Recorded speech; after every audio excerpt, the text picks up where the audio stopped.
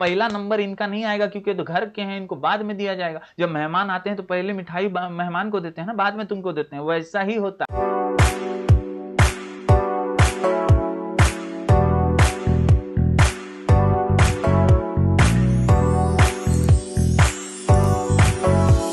Hello everyone, मैं हूं जयेश राजगोर और स्वागत है आप सभी का इस नए इंटरेस्टिंग यूट्यूब वीडियो में। दोस्तों, हम पढ़ रहे हैं 12th स्टैंडर्ड का एसपी यानी सेक्रेटरियल प्रैक्टिस और आज हम पढ़ने जा रहे हैं chapter number 2 sources of corporate finance का एक और महत्वपूर्ण आंसर। जी हां दोस्तों, अगर आप इस चैनल पर नए हैं तो जरूर से सब्सक्राइब कीजिए, बेल आइकन दबाइए, क्योंकि यहां आपको लगातार economics, OCM, SP, information technology और कॉमर्स के सभी सब्जेक्ट्स के इंफॉर्मेटिव वीडियोस मिलते रहेंगे। तो जरूर इसे सब्सक्राइब कीजिए, बेल आइकन दबाइए और अपना प्यार बरकरार रखिए। दोस्तों, आज जो हम आंसर पढ़ने जा रहे हैं ये एक बहुत ही महत्वपूर्ण आंसर है बोर्ड एग्जाम के लिहाज से। Today we are going to study about equity shares and features of equity shares. जी हां दोस्तों, पिछले वीडियो में दोस्तों हम लोगों ने पढ़ा कि ओन्ड कैपिटल और शेयर्स कितना ज्यादा मायने रखता है कॉर्पोरेट फाइनेंस के तौर पर। जी हां, सोर्सेस ऑफ कॉर्पोरेट फाइनेंस में सबसे अहम ये शेयर्स ही होते हैं और इसके दो प्रमुख टाइप्स बताए जाते हैं, equity shares and preference shares. दोस्तों, आप आपके सामने ये फोटोग्राफ में देख सकते हैं, इस स्क्रीनशॉट में देख सकते हैं, हमारे टेक्स्ट बुक में भी दिया हुआ है। इक्विटी शेयर्स जो होते हैं ये एक टाइप है और दूसरा टाइप है प्रेफरेंस शेयर्स। दोनों के अपने अपने मायने हैं। खास बात अगर यहां पर मैं आपको बताना चाहूं तो इक्विटी शेयर्स जो होते हैं वो equity shares with voting right वाले होते हैं और दूसरे equity shares with differential voting right, यानी यहां पर कुछ वोटिंग राइट से रिलेटेड डिफरेंशिएशन किया हुआ है। और प्रेफरेंस शेयर्स की बात करें तो बहुत सारे टाइप्स हैं। क्यूमुलेटिव प्रेफरेंस शेयर्स हैं, नॉन क्यूमुलेटिव हैं, पार्टिसिपेटिंग प्रेफरेंस शेयर्स हैं, नॉन पार्टिसिपेटिंग भी हैं, कन्वर्टेबल, नॉन कन्वर्टेबल, इसके अलावा रिडीमेबल और इरिडीमेबल। इन सभी को हम डिटेल में हर वीडियो में पढ़ने वाले हैं। आज का ये वीडियो डेडिकेटेड है इक्विटी शेयर्स के बारे में। तो चलिए इक्विटी शेयर को बारीकी से समझ लेते हैं। जी हां दोस्तों, equity shares are known as ordinary shares. जी हां, किसी भी बड़े कंपनी के एक ऑर्डिनरी शेयर को इक्विटी शेयर कहा जाता है। ये वो शेयर हैं जो शेयर होल्डर को उस कंपनी का मालिक बना देता है। जी हां दोस्तों, यहां कोई खास प्रेफरेंस नहीं मिलता और इसीलिए ये इक्विटी शेयर कहलाए जाते हैं। सिर्फ आपको कंपनी का एक छोटा सा हिस्सा मिल जाता है इन शेयर्स की बदौलत। Companies Act defines equity shares as those shares which are not preference shares। जी हां, Companies Act भी कहती है वो शेयर्स जिनके पास कोई खास प्रेफरेंस या प्राधान्य नहीं है उसे इक्विटी शेयर कहा जाता है। कुल मिलाकर के एक ऑर्डिनरी शेयर यानी कंपनी का हिस्सा। The above definition reveals that the equity shares do not enjoy preference for dividend, यानी कोई खास डिविडेंड एंजॉय नहीं करते इक्विटी शेयर्स। साथ ही साथ the equity shares do not have priority for repayment of capital at the time of winding up of the company. एक महत्वपूर्ण बात दोस्तों, इक्विटी शेयर्स वो शेयर्स होते हैं जिन्हें प्राधान्य नहीं मिलता किसी भी चीज में। और यहां पर खास बात यह है कि रीपेमेंट ऑफ कैपिटल यानी जितना पैसा लगाया है उसका रीपेमेंट अगर कंपनी बंद हो गई तो भी आपको पहले नहीं मिलेगा, उन्हें पहले मिलेगा जो प्रेफरेंस शेयर होल्डर्स हैं। इसको हम बारीकी से आज ही समझने वाले हैं। फिलहाल सिर्फ इतना समझिए कि इक्विटी शेयर्स सिर्फ कंपनी के मालिक के तौर पर एक्ट करेंगे। फायदा हो, नुकसान हो, सभी इक्विटी शेयर होल्डर्स को बराबर का झेलना पड़ेगा। Equity shares are fundamental source of financing business activities. Equity share holders own the company and bear ultimate risk. जी हां, ये लाइन महत्वपूर्ण है। दे आर द ओनर्स, और यही आपको यहां पर समझ में आएगा। Equity share holders own the company, यानी आप मालिक बन जाते हैं और जब आप किसी बिजनेस में के मालिक हैं तो आपको जाहिर सी बात है प्रॉफिट लॉस ये सब झेलना तो पड़ेगा। And bear ultimate risk associated with the ownership. तो उम्मीद करता हूं दोस्तों ये छोटी सी बात आप समझ पाए होंगे कि इक्विटी शेयर अल्टीमेटली एक ऑर्डिनरी शेयर ही होता है। जी हां दोस्तों, equity share holders do not carry any fixed commitment of dividend, यानी ये शेयर खरीदने पर आपको कमिटमेंट कुछ नहीं मिलेगा कि आपको डिविडेंड या इंटरेस्ट या ब्याज कह सकते हैं आम भाषा में, ये मिलेगा ही। अगर कंपनी को फायदा हुआ तो वो उसमें से आपको कुछ डिविडेंड दे देगी, लेकिन कोई फिक्स्ड डिविडेंड आपको नहीं मिलने वाला। They are paid dividend at the rate recommended by the board of directors only. If there is no profit no dividend will be payable. जी हां दोस्तों, अगर कोई प्रॉफिट नहीं होता तो कोई डिविडेंड नहीं मिलेगा। इसके अलावा दोस्तों similarly if there is less profit lesser dividend will be paid. Thus the fortune of equity share holders is tied up with the ups and downs of the company, यानी कंपनी के उतार चढ़ाव के साथ इक्विटी शेयर होल्डर्स का नसीब जुड़ा हुआ होता है. If the company is successful, they enjoy great financial rewards, and if the company fails, the risk falls mainly on them. यानी फायदा होता है तो बहुत ज्यादा फायदा इक्विटी शेयर होल्डर्स को मिलेगा ही, जाहिर सी बात है, वो तो मालिक हैं कंपनी के, लेकिन नुकसान हुआ तो बहुत ज्यादा नुकसान इक्विटी शेयर होल्डर को झेलना ही पड़ेगा. It is exactly because of this position, equity share capital is known as venture capital और risk capital. जी हाँ, इसीलिए इस कैपिटल का, इक्विटी कैपिटल का दूसरा नाम रिस्क कैपिटल भी रखा गया है. The owners of equity shares are real risk bearers. ये एक रिस्क ही तो उठा रहे हैं, बड़ा पैसा लगा रहे हैं, गारंटी कोई नहीं है कि मुनाफा की होगा या नहीं, श्योरली होगा या नहीं. बस अगर हो गया, बिजनेस चल पड़ा, तो आपको जरूर फायदा होगा क्योंकि आप कंपनी के मालिक हैं. However equity share holders participate in the management of their company. ये खासियत है और इसीलिए लोग इक्विटी शेयर्स खरीदते हैं दोस्तों, क्योंकि आप मालिक बन जाते हैं और आप मैनेजमेंट में हिस्सा ले सकते हैं जो दूसरे शेयर होल्डर्स नहीं ले सकते. They are invited to attend general meetings. They are allowed to vote on all matters discussed at the general meeting. They elect their representatives to manage the company. यानी कंपनी को manage करने के लिए वो चुनाव करेंगे, वो चुनेंगे कि कौन होगा बोर्ड ऑफ डायरेक्टर, वो चुनेंगे कि मैनेज कौन करेगा कंपनी को उनके बिहाफ पे, और इसी प्रकार मीटिंग्स भी वो अटेंड कर पाएंगे.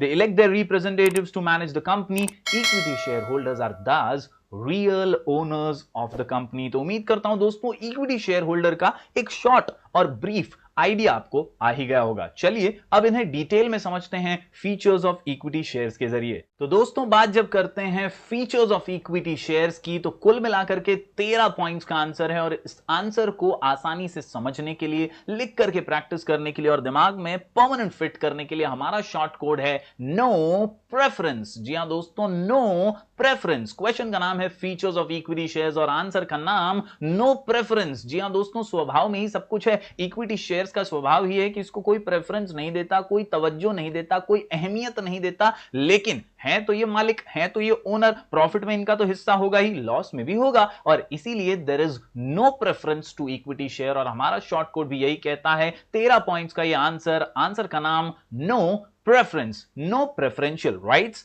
No charge on assets, P से परमानेंट कैपिटल, R से राइट्स और रेसिडेंशियल क्लेमेंट्स, इसके अलावा F से फ्लक्चुएटिंग डिविडेंड, F से face value, market value, M से R से रिस्क और राइट इश्यू, इसके अलावा बोनस इश्यू, और आखिर में कंट्रोलिंग पावर और कैपिटल अप्रिसिएशन. दोस्तों इन सभी पॉइंट्स को चलिए बारीकी से समझ लेते हैं. छोटे छोटे पॉइंट्स हैं और आपको इस शॉर्ट कोड के जरिए लिख करके प्रैक्टिस करना है ताकि आप बेहतरीन तरीके से एग्जाम में इसे प्रेजेंट कर सकें. चलिए शुरू करते हैं. सबसे पहले नो प्रेफरेंशियल राइट्स. जैसा कि हमने डेफिनेशन में देखा शुरुआत में ही, इक्विटी शेयर होल्डर्स वो शेयर्स कैरी करते हैं जो किसी खास राइट्स को बिलोंग नहीं करते, या उन होल्डर्स के पास उन शेयर्स के अंदर कोई खास राइट नहीं होते, और इसीलिए they are not given any preference. याद रखिए, नो खास rights, no preferential rights. Yes, equity share holders do not enjoy preferential right in respect of payment of dividend. यानी जब डिविडेंड देने की बारी आएगी तो इक्विटी शेयर होल्डर्स को कोई खास तवज्जो या प्रेफरेंस नहीं दिया जाएगा. They are paid dividend only after dividend on preference shares has been paid. यानी जो प्रेफरेंस शेयर होल्डर्स होते हैं उनको डिविडेंड दे देने के बाद अगर कुछ बचेगा तभी आपको दिया जाएगा. जी हां, अगर आप इक्विटी शेयर होल्डर्स हैं तो प्रेफरेंस शेयर होल्डर्स का नंबर पहले आने वाला है डिविडेंड के अंदर, उसके बाद ही आपको दिया जाएगा डिविडेंड. बढ़ते हैं दोस्तों अगले पॉइंट की ओर. No no no no no no charge on assets. जी हां, असेट्स पे आपका कोई मालिकाना हक नहीं है. You are not the owners of the asset, you are not going to take charge of the assets of the company, क्योंकि अल्टीमेटली कंपनी तो है, बड़ी सी जॉइंट स्टॉक कंपनी. आपने सिर्फ एक शेयर खरीदा है तो आप उस शेयर के मालिक हैं, आपकी वो प्रॉपर्टी है शेयर, आप असेट्स के मालिक नहीं बन जाते. Yes, the equity shares do not create any charge over assets of the company. यानी सब कुछ आखिर में तो कंपनी का है, आप कंपनी के शेयर के अधिकारी हैं, आपके पास इक्विटी शेयर है. इसका मतलब यह नहीं कि you will have charge on the assets, so you are not going to have any charge on the assets of the company. तो ये दो नो उम्मीद करता हूं आप समझ पाए होंगे, नो प्रेफरेंशियल राइट्स और नो चार्ज ऑन असेट्स। बढ़ते हैं दोस्तों अगले पॉइंट की ओर, पी से परमानेंट कैपिटल। बहुत ही बढ़िया पॉइंट है, बहुत ही इंटरेस्टिंग पॉइंट है। याद रखिए इक्विटी शेयर्स का जो पैसा होता है ना वो परमानेंट कैपिटल होता है, वो बिजनेस के साथ बना रहता है, टिका हुआ रहता है। ये सबसे अहम कैपिटल होता है। इक्विटी शेयर्स आर इररिडीमेबल, ये कभी कैपिटल लौटाया नहीं जाएगा, ये कभी रिडीम नहीं होगा। रिडीमेबल का मतलब ही होता है वापस देना या रिडीम कर लेना, वापस से निकाल लेना, लेकिन इररिडीमेबल होते हैं equity shares. The amount receive from equity shares is not refundable, यानी वापस कभी नहीं मिलता by the company during its life time. Equity shares become refundable only in the event of winding up of the company. जी हां, जब company बंद हो रही होती है ना, सिर्फ तभी ही ये चांस है कि इक्विटी शेयर होल्डर्स को पैसा मिलेगा और कंपनी डिसाइड्स टू पे बाय बैक द शेयर्स, यानी वापस देने की नौबत अगर कंपनी डिसाइड करे तभी ही ये हो सकता है। हालांकि इसमें भी सबसे पहले प्रेफरेंस शेयर्स को ही प्राधान्य मिलेगा, उन्हीं पहले पैसे लौटाए जाएंगे। इक्विटी शेयर्स का नंबर इसमें भी बाद में ही आता है। 10 equity share capital is long term capital and permanent capital of the company. तो ये कैपिटल एक ऐसा कैपिटल है जो लंबे समय के लिए रहेगा, परमानेंट रहेगा, कंपनी के जीवन काल तक रहेगा, लाइफ टाइम रहेगा। उम्मीद करता हूं दोस्तों आप ये पॉइंट समझ पाए होंगे। No permanent capital, no permanent capital, no preferential right, no charge on asset और परमानेंट कैपिटल। बढ़ते हैं दोस्तों आगे, हमारा क्वेश्चन है features of equity shares. Answer का नाम है नो प्रेफरेंस। नो प्रेफरेंस के अंदर आर से राइट्स, कुछ अधिकार हर शेयर होल्डर को मिलते हैं। तो इक्विटी शेयर्स के साथ भी कुछ राइट्स तो होंगे, देखते हैं वो कौन से राइट्स हैं। Equity share holders enjoy certain rights, जैसे right to vote, right to share in profit, right to inspect books and right to transfer shares. ये कुछ बेसिक से अधिकार हैं जो इक्विटी शेयर होल्डर को मिलते हैं। सबसे पहला राइट टू वोट, आप चुन सकते हैं, आप बना सकते हैं किसी को मैनेजर, आप चुन सकते हैं कि भैया बोर्ड ऑफ डायरेक्टर्स कौन होंगे। You have the right to vote according to your share in the company. Yes, it is the basic right of equity shareholders through which they elect directors, alter memorandum or articles of association, etc. इसके अलावा right to share in profit, हक है, आप मालिक हैं तो आपको profit में तो हिस्सा जो है वो मिलना ही चाहिए। It is an important right of equity shareholders, they have right to share in profit, यानी उनको प्रॉफिट में हिस्सा देना ही है। When distributed as dividend, if the company is successful and makes handsome profit, they have advantage of getting large dividend as well। यानी देखिए कई ऐसे शेयर्स होते हैं जिनको एक फिक्स्ड अमाउंट ऑफ डिविडेंड दे दिया जाता है, फिर ज्यादा प्रॉफिट होगा तो भी उनको उतना ही मिलेगा। यहां पर इक्विटी शेयर होल्डर्स को फायदा यह है कि जब ज्यादा प्रॉफिट होगा तो इनको ज्यादा डिविडेंड मिलेगा, इनको ज्यादा हिस्सा मिलेगा। यस, इसके अलावा राइट टू इंस्पेक्ट बुक्स, आप कभी भी जांच पड़ताल कर सकते हैं, चेक कर सकते हैं कुछ झोल झपाटा घोल तो नहीं हो रहा है, यहां पे गड़बड़ तो नहीं हो रही है। Equity share holders have right to inspect statutory books of their company, यानी सभी प्रकार की स्टैट्यूटरी बुक्स जो होती हैं उन्हें चेक करने का अधिकार भी इक्विटी शेयर होल्डर्स को मिलता है। इसके अलावा right to transfer shares, transfer कर सकते हैं शेयर्स को अपने। This equity share holders enjoy the right to transfer shares as per the procedure laid down in the articles of association. जैसा कि नॉर्मल प्रोसीजर होता है ट्रांसफर का, वैसा ट्रांसफर करने का अधिकार इक्विटी शेयर होल्डर्स को भी दिया गया है। बढ़ते हैं दोस्तों अगले पॉइंट की ओर। अगला पॉइंट भी बहुत ही सिंपल सा है, रेसिडुअल क्लेमेंट, यानी घर के भेदी हैं भैया, ये घर के आदमी है, इनका नंबर तो बाद में आएगा किसी भी क्लेम में, फिर वो प्रॉफिट का हो, डिविडेंड का हो, कोई भी हिस्सा हो, पहला नंबर इनका नहीं आएगा क्योंकि तो घर के हैं, इनको बाद में दिया जाएगा। जब मेहमान आते हैं तो पहले मिठाई मेहमान को देते हैं ना, बाद में तुमको देते हैं, वैसा ही होता है। Yes, equity share holders as owners are residual claimants to all earnings after expenses, taxes etcetera are paid. A residual claim means the last claim on the earnings of the company, यानी इनका claim जो होगा वो आखिर में होगा, पहले जो है वो प्रेफरेंस शेयर होल्डर्स को दे दिया जाएगा। Although equity share holders come last, they have advantage of receiving entire earnings that is left over। हालांकि ये जो है दोस्तों आखिर में भले ही आते हो, लेकिन जो भी बचा है आखिर में वो सब इन्हीं को मिल जाता है। ठीक उसी तरह जिस तरह मेहमान आते हैं, मिठाई थोड़ी बहुत खाते हैं, बाकी जो बचा आप ही को मिलने वाला है।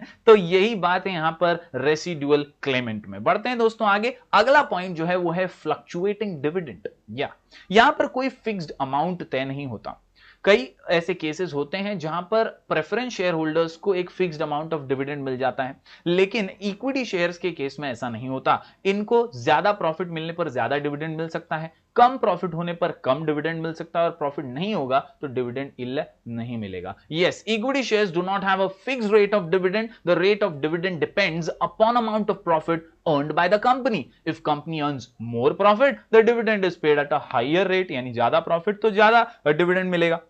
On the other hand, if there is insufficient profit or loss, board of directors may postpone the payment of dividend, यानी अगर प्रॉफिट कम हो रहा है, लॉस हो रहा है, नुकसान हो रहा है, कम आ रहा है, उतना ज्यादा हिस्सा नहीं दे पा रहे, तो बोर्ड ऑफ डायरेक्टर्स जो है वो मीटिंग में तय कर सकते हैं कि भैया इक्विटी वाले तो घर के इनको बाद में दे देंगे। Yes, equity share holders can not compel them to declare and pay dividend, यानी हम इक्विटी शेयर होल्डर्स हैं तो हम कभी भी रॉप नहीं झाड़ सकते कि हमको दो भाई, हमको जरूरत है, नहीं, पहले तो उन्हीं को देना पड़ेगा क्योंकि वो प्रेफरेंस शेयर्स वाले हैं। The income of equity shares is uncertain and irregular, the equity shares get dividend at fluctuating rate. ये बहुत ही अहम है दोस्तों, इनको हमेशा फ्लक्चुएटिंग रेट पर ही डिविडेंड मिलता है। मुनाफा हुआ ज्यादा तो दुआ कीजिए आपको बहुत ज्यादा डिविडेंड मिल जाएगा। बढ़ते हैं दोस्तों अगले पॉइंट की ओर। अगला पॉइंट है फेस वैल्यू। जी हां दोस्तों, face value. Yes, the face value of equity share is low, सस्ते होते हैं। इट कैन बी जनरली ₹10 पर शेयर और इवन ₹1 पर शेयर, यानी कम होता है, ज्यादा महंगा ये वाला शेयर नहीं होता है। मार्केट वैल्यू की बात करें तो market value of equity share fluctuates, बदलते रहता है कंपनी के परफॉर्मेंस पे according to demand and the supply of these shares. The demand and supply of equity shares depends on the profits earn and dividend declared. अगर performance अच्छी है company की, जाहिर सी बात है प्रॉफिट ज्यादा होगा तो उसके शेयर्स की जो मार्केट वैल्यू है बढ़ती रहेगी। लेकिन अगर डामाडोल हो रही है कंपनी का, उतना ज्यादा जो प्रॉफिट है वो नहीं हो रहा है, उतना बांट भी नहीं रही है डिविडेंड, तो लोग शायद इसको ना खरीदें और मार्केट वैल्यू गिरता चला जाए। When a company earns huge profit, market value of its shares increases. On the other hand, when it incurs losses, the market value of its shares decreases. तो उम्मीद करता हूं ये भी आसान से पॉइंट आप समझ पा रहे होंगे। Fluctuating dividend, face value, market value. बढ़ते हैं दोस्तों आगे। अगले कुछ पॉइंट्स कुछ इस प्रकार हैं। आर से रिस्क, आर से राइट इशू और बी से बोनस इशू। जी हां दोस्तों, राइट इशू, बोनस इशू एक साथ ही हम इशू करके पढ़ लेंगे, देखिएगा एकदम जबरदस्त तरीके से। रिस्क की जब बात करते हैं तो याद रखिए रिस्क तो बहुत है, क्योंकि यहां पे हर चीज इरेगुलर है, आपका नंबर भी बाद में आने वाला है, तो रिस्क तो है ही ना भाई। और इक्विटी शेयर्स अगर आप खरीद रहे हैं मतलब रिस्क है, तो रिस्क है आपको भाई, आप तो एकदम कॉन्फिडेंस से आगे बढ़ रहे हैं। तो रिस्क अगर है, लेना चाहते हैं आप, तो डेफिनेटली इक्विटी शेयर्स परचेज कर सकते हैं। Equity share holders bear maximum risk in the company, they are described as shock absorbers, झटका खाने के लिए तैयार होते हैं। Yes, when company has financial crisis, सब कुछ इनको ही झेलना होता है। If the income of the company falls, the rate of dividend also comes down. Due to this, market value of equity shares comes down, resulting into capital losses। हो सकता है बहुत ज्यादा नुकसान हो कंपनी को। जब नुकसान हो रहा है तब इन्हीं को सब ज्यादातर मार उसकी झेलनी पड़ती है। Thus equity shareholders are main risk takers। बहुत ही बढ़िया, सबसे ज्यादा रिस्क उठाने वाले इक्विटी शेयर होल्डर्स होते हैं। इसके अलावा दोस्तों राइट इशू और बोनस इशू, ये दोनों टाइप के इशू होते हैं जो कंपनी शेयर्स एक्स्ट्रा में इशू करती है, उसके संदर्भ में है ये बातें। When a company needs more funds, जब कंपनी को और पैसों की जरूरत होती है for expansion purpose and raises further capital by issue of shares, the existing equity share holders में बी गिवन प्रायोरिटी। यानी जब कंपनी को ऐसा लगता है कि यार प्रॉफिट अच्छा हो रहा है और एक्सपांड करेंगे, कंपनी को और बढ़ाएंगे, इसके लिए थोड़ा और ज्यादा पैसा चाहिए, तो ऐसे में जो एग्जिस्टिंग इक्विटी शेयर होल्डर्स होते हैं ना, उनको ही कंपनी पहले प्रेफरेंस देती है, बोलती है भाई ले तेरे को शेयर देती हूं और शेयर्स खरीद, कंपनी का और ज्यादा मालिक बन जा और तेरे को और प्रॉफिट मिलेगा भविष्य में। यस, तो इसी को कहते हैं right issue. The shares are offered to equity share holders first in proportion to their existing share holding. अभी अगर उनके पास ज्यादा शेयर्स हैं तो उनको पहले राइट इशू किया जाएगा, ज्यादा उनको शेयर्स दिए जा सकते हैं अगर उनकी इच्छा हो और खरीदने की। इसके अलावा बोनस इशू की बात करें तो इसका भी अधिकार इक्विटी शेयर्स को होता है। यहां पर दोस्तों बोनस यानी आप समझ लीजिए गिफ्ट में और शेयर्स कंपनी दे रही है, उसको फायदा हो रहा है, तो bonus shares are issued as a gift to equity shareholders. These shares are issued free of cost to existing equity shareholders। जी हाँ, existing अगर आप शेयर होल्डर हैं इक्विटी वाले तो आपको बोनस फ्री में, कंपनी बोनस शेयर्स फ्री में दे सकती है। These are issued out of accumulated profits। जो भी accumulated profit है, जो भी ज्यादा प्रॉफिट हुआ है, उसी में से बोनस शेयर्स दिए जाते हैं। Bonus shares are issued in proportion to the shares held। Thus capital investment of equity shareholder tends to grow on its own। यानी उनका कैपिटल जो है वो धीरे धीरे बढ़ता है अगर बोनस शेयर्स मिलते रहते हैं। तो उम्मीद करता हूं दोस्तों ये दो पॉइंट्स भी आप समझ पा रहे होंगे। Right issue, bonus issue, right issue, bonus issue, दोनों का फायदा इक्विटी शेयर होल्डर्स को मिल सकता है। दोस्तों आखिर में कुछ पॉइंट्स की बात करें तो यहां पर सी से कंट्रोलिंग पावर और सी से कैपिटल अप्रिसिएशन। जी हाँ, कंट्रोलिंग पावर और कैपिटल अप्रिसिएशन। याद रखिए दोस्तों, इक्विटी शेयर होल्डर्स मालिक हैं तो वो कंट्रोल तो कर सकते हैं चीजों को, उनको वोटिंग का अधिकार है। रियल मास्टर्स इन्हें हम कंपनी का कह सकते हैं, ये असली मालिक हैं और इसीलिए ये पावर को कंट्रोल करते हैं। The control of company is vested in the equity share holders, यानी सारा अधिकार जो है वो इक्विटी शेयर होल्डर्स के हाथों में होता है। They are often described as the real masters of the company. It is because they enjoy exclusive voting rights. दूसरे शेयर होल्डर्स को वोटिंग का अधिकार नहीं होता, इनको होता है और इसीलिए तो ये असली मालिक हैं। The act provides the right to cast vote in proportion to share holding. They can exercise their voting right by proxies without even attending the meeting in person. By exercising voting right, they can participate in the management and affairs of the company.